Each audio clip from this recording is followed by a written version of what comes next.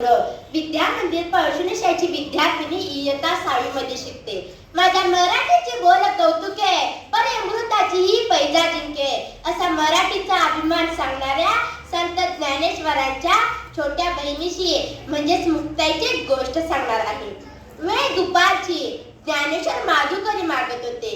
झोळीत थोडेसे पीठ होते, पण 4 भावनांना पुरेसे नव्हते.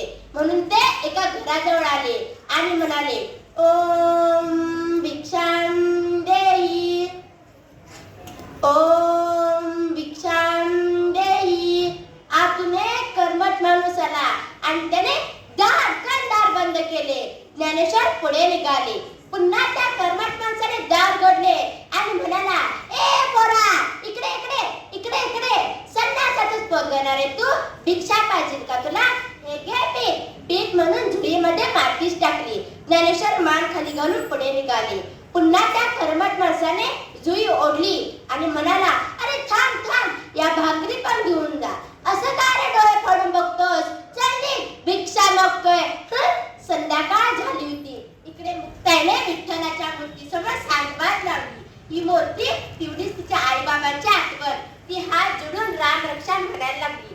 श्री गणेशाय नमः, अस्य श्रीराम रक्षा स्तोत्र मंत्रस्त उदकौशी कृषी श्री सीतारामचंद्रो देवता अनुष्टुप छंदः सीता शक्ती श्रीमद हनुमान कीलकर श्री सीतारामचंद्र प्रीत्यर्थे जपे विनियोगः जपे विनियोगः. तिला चाहूल लागली की ज्ञानदा आल्यात. ते पटकन रामरक्षा उरकली आणि आपल्या भावंडासाठी पाने मारली. निवृत्तीने सोपान दोघे चिंबसले. हे काय, दोघेच कसे? ज्ञानदा कोठे आहे? त्याला भूक नाही म्हणतो तो. सोपानाने उत्तर दिले, भूक नसायला काय झालं? थांब, मीच बोलवून आणते. त्याला बोलवायला मुक्ताई खुपट्यात गेली. हे खुपट्या म्हणजे तिच्या ज्ञानदाची एकांत जागा.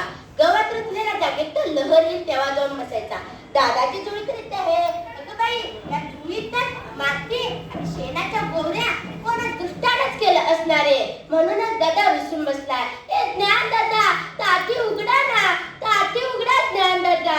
ज्ञानदादा ऐकलं? चिंता क्रोध मागे सारा, ताटी उघडा ज्ञानेश्वरा, ताटी उघडा ज्ञानेश्वरा. योगी पावन मनाचा, साई अपराध जनाचा, विश्वरागे झाले वन्नी, संत सुखी वावे पाणी. शब्दशास्त्रे झाले क्लेश, शब्दशास्त्रे झाले क्लेश, संती मानवा उपदेश, विश्वपट ब्रह्मदोरा. ताटी उघडा ज्ञानेश्वरा, ताटी उघडा ज्ञानेश्वरा. ए ज्ञानदादा, कुणी वाईट वागलं तर क्षमा करावी हे तूच सांगतोस ना, आणि आज स्वतःच रागावून बसतोस. अरे या धुळीत तर माती टाकण्याची बुद्धी तर भ्रष्ट झाली असणार, पण म्हणून तू का कष्ट होतोस? अरे शेत उगवतं तिथे तर असायचे, फुले फुलतात तिथे काटे खुपसायचे, केवढा फुलतो ते नाग निघायचे. असे रे काय ज्ञानदादा?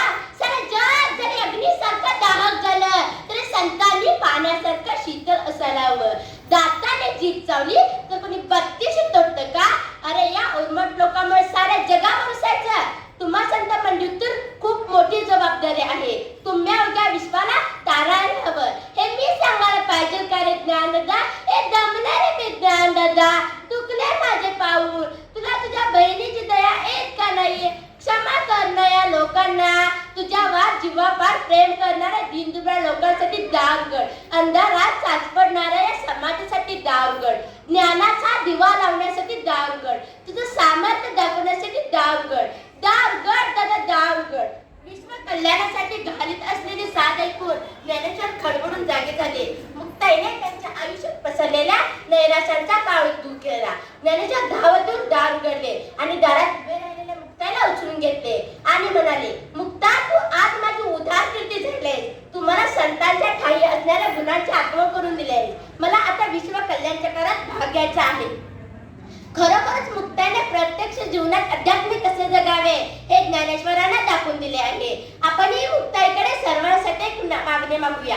सर्वे सुखेनः सन्तु, सर्वे सन्तु निरामया, सर्वे भद्राणि पश्यन्तु, मा कश्चित् दुःखमाप्नुयात्. धन्यवाद.